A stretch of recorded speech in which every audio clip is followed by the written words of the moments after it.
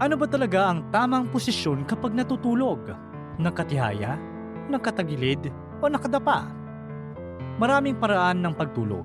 Madalas, depende ito sa kung saan ka komportable, kung saan ka natutulog, o kung sino ang katabi mo sa kama. Pero naisip mo na ba na baka may epekto pala sa katawan mo ang posisyon mo habang natutulog? Paano kung may mga posisyon na mas mabuti para sa kalusugan mo? At paano kung may mga posisyon na pwedeng magdulot ng problema nang hindi mo namamalayan? Ano nga ba ang kinalaman ng posisyon ng pagtulog sa kalusugan mo? At ano ang sinasabi ng science tungkol sa tamang paraan ng paghiga? Noong 1970s, ang psychoanalyst na si Samuel Dunkel ay naglabas ng isang kakaibang theory. Ayon sa kanya, may koneksyon daw ang posisyon ng pagtulog at personality ng isang tao. Halimbawa, kung mas gusto mong matulog ng nakatihaya at relaxed, o tinatawag niyang royal position, maaaring senyales daw ito ng pagiging kumpiyansa sa sarili. Ayon pa sa kanya, mas bukas at mas mahilig daw sa bagong karanasan ang mga taong madalas matulog sa ganitong posisyon. Samantala, kung madalas ka namang matulog sa semi-fetal position o bahagyang nakatagilid habang nakabaluktot ang mga binti, maaari ka raw maging praktikal, maayos makibagay sa ibang tao at mas balanced pagdating sa emosyon. May iba pa siyang obserbasyon. Halimbawa, iniuugnay niya ang sobrang fetal position, yung halos nakakulubot ang katawan sa mga taong mas emosyonal at mas sensitibo. Samantala, ang mga taong madalas matulog ng nakadapa ay inilarawan niya bilang mas madaling ma-pressure o mas gustong kontrolado ang mga bagay sa paligid nila. Interesting, di ba? Nakikita pala ang personality sa pagtulog. Kaya lang, ang problema, hanggang ngayon, wala pa ring matibay na scientific evidence na nagpapatunay nito. Hindi rin ito tinatanggap bilang isang napatunayang paraan para malaman ang ugali, pag-uugali o karakter ng isang tao. Para sa mga scientist, ito ang pinakatotoo. Ang paraan ng pagtulog mo ay maaaring makaapekto sa katawan mo, sa paghinga, sa spine, sa mga muscles at kasukasuan, sa heartburn, sa hilik, pati na rin sa kalidad ng tulog at kung ano ang pakiramdam mo paggising kinabukasan. Maraming nakakatawang pangalan ang ibinibigay sa iba't ibang posisyon ng pagtulog. May zombie, may soldier, may freefaller, may mountain climber. Pero para sa mga sleep expert, karaniwan 4 lang ang pangunahing posisyon ng pagtulog. Ang stomach sleeping, back sleeping, left side sleeping at right side sleeping. Halos lahat ng tao ay natutulog gamit ang isa sa kombinasyon ng mga posisyong ito at nagbabago ito habang tumatanda ang tao. Halimbawa, kapag sanggol pa lang ang tao, nirerekomenda ng mga doktor na patulugin sila ng nakatihaya. Hindi dahil ito ang pinakakomportabling posisyon, kundi dahil ito ang pinaka-safe. Ayon sa research, ang pagpapatulog sa mga sanggol ng nakatihaya ay nakakatulong na mabawasan ang panganib ng suffocation at iba pang seryosong problema habang natutulog. Kaya ito ang standard recommendation para sa mga sanggol na wala pang 1 taong gulang. Pero habang lumalaki ang bata, mas madalas na siyang gumalaw habang natutulog. Palipat-lipat ng pwesto, minsan patagilid, minsan paatras, at minsan paikot-ikot pa sa kama. Pagsapit ng adulthood, side sleeping na ang pinakakaraniwang posisyon, sinusundan ng back sleeping. Meron din namang nagsustomach sleeping, at meron ding mas komportable kapag nakayakap sa kanilang partner. Kung wala, tiyaga muna sa malambot na unan. Meron din namang mga taong paiba-iba ng posisyon buong gabi. Kapag natulog silang nakatihaya, pwede silang magising na nakatagilid o nasa ibang pwesto na pala. Pero ang mga posisyong ito, kahit personal, ay may iba't iba ring epekto sa katawan. Stomach sleeping. Nakadapa ka ba kung matulog? Ang mukha mo ay nakaharap sa unan at minsan halos hindi ka makatulog kapag hindi ganito ang pwesto mo. Ito yung stomach sleeping. Para sa ilan, ito ang pinakakomportabling posisyon. Maaaring nakasanayan na nila ito mula pagkabata o mas komportable lang ang pakiramdam nila kapag nakadapa. Dinaramdam ang lambot at lamig ng kama.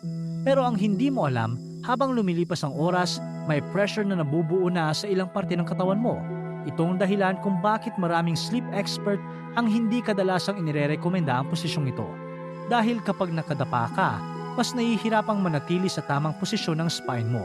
At para makahinga, kailangan mong iharap ang ulo mo sa kaliwa o kanan sa loob ng mahabang oras. Kapag paulit-ulit itong nangyari gabi-gabi, maaaring magkaroon ka ng strain sa leeg at lower back. kadalasan itong nababaliwala. Pero para sa iba, pwede itong magdulot ng pananakit ng leeg, paninigas ng balikat o discomfort sa likod paggising. Kahit isa ito sa mga posisyong madalas na hindi nirerekomenda, hindi ibig sabihin na wala itong pakinabang. Sa ilang pagkakataon, maaari rin itong makatulong. Halimbawa, sa ilang pasyenteng may malubhang problema sa baga, nirerekomenda ng mga doktor ang paghiga ng nakadapa. Tinatawag din itong prone positioning. Sa ilang kaso, nakakatulong ito para mas gumana ng maayos ang ilang bahagi ng baga at mapabuti ang pagpasok ng oxygen sa katawan. Kaya tulad ng ibang sleeping positions, nagkadepende pa rin ito sa katawan, kalusugan at pangangailangan ng bawat tao. Back sleeping.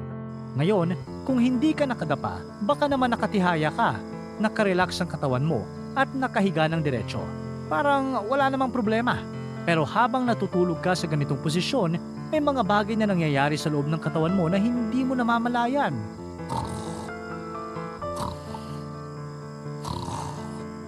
Humihilik ka. Habang tulog kasi ang katawan mo, nakaka-relax din ang mga muscles sa lalamunan at paligid ng dila. Kapag nakatihaya ang isang tao, maaaring bahagyang umatras ang dila at iba pang malalambot na bahagi sa likod ng lalamunan dahil sa gravity. Kapag nangyari iyon, mas sumisikip ang daanan ng hangin at habang dumadaan ang hangin sa mas makitid na daanan, nagva-vibrate ang mga tissue sa lalamunan. Iyon ang tunog ng hilik. Ito rin ang dahilan kung bakit may mga taong mas malakas humilik kapag nakatihaya kaysa kapag nakatagilid. Normal naman ito para sa maraming tao, pero para sa iba, hindi lang simpleng hilik ang problema. May kondisyon na tinatawag na sleep apnea, kung saan pansamantalang humihinto ang paghinga habang natutulog. Minsan ilang segundo at minsan paulit-ulit itong nangyayari sa loob ng isang gabi. Ayon sa mga sleep expert, ang back sleeping ay maaaring magpataas ng posibilidad na magsara ang daanan ng hangin sa ilang taong may sleep apnea. Kapag nangyari ito, pansamantalang nababawasan o humihinto ang pagdaloy ng hangin at oxygen sa katawan hanggang sa muling bumukas ang daanan ng hangin. Dahil dito, pwedeng magising ang isang tao na pagod pa rin kahit buong gabi siyang natulog. At kapag matagal itong nangyari nang hindi nagagamot, maaari itong humantong sa mas seryosong health problem. Kaya maraming doktor ang nagsasabing umiwas sa back sleeping ang mga taong may ganitong kondisyon. Pero syempre, hindi ibig sabihin na pangit agad ang pagtulog na nakatihaya. Para sa ilan, lalo na sa mga may lower back pain, maaari pa nga itong makatulong. Ang iba, mas komportable pa, lalo kapag may unan sa ilalim ng mga tuhod dahil nakakatulong itong mabawasan ang pressure sa likod. Side sleeping. Ngayon, kung iisipin mo, parehong may mga limitasyon ng stomach sleeping at back sleeping. Kaya ang tanong, paano ka nga ba dapat matulog? Yung posisyong nagbibigay ng magandang suporta sa katawan. Yung posisyong nakakatulong para mas maayos ang paghinga. Sa dami ng pag-aaral tungkol sa pagtulog, isang posisyon ang madalas na irekomenda ng mga sleep expert. Ito ang side sleeping. Natutulog ka ng nakatagilid, lalo na kapag may unan sa pagitan ng mga tuhod o kaya naman may kayakap ka. Akala mo relaxing lang, pero ayon sa mga pag-aaral, nakakatulong ang posisyong ito na mapanatili ang mas maayos na alignment ng spine. Maaari rin itong mabawasan ng pressure sa balakang at ibabang bahagi ng likod. At para sa maraming tao, mas maayos din ang paghinga rito kumpara sa pagtulog ng nakatihaya. Pero hindi lang iyan. Kahit parehong nakatagilid, may pagkakaiba pala kung kaliwa o kanan ang paghiga mo. Halimbawa, sa mga taong may acid reflux o heartburn, maraming pag-aaral ang nagpapakita na maaaring makatulong ang pagtulog sa left side. Ganito kasi, malaking bahagi ng tiyan ay nasa kaliwang parte ng katawan. Kapag nakatagilid ka sa kaliwa, mas madaling manatili ang acid sa loob ng tiyan kaysa umakyat pabalik sa lalamunan. Kaya para sa ilang taong may acid reflux, ang simpleng paglipat lang sa kaliwang side nakakatulong na para mabawasan ang hapdi at discomfort.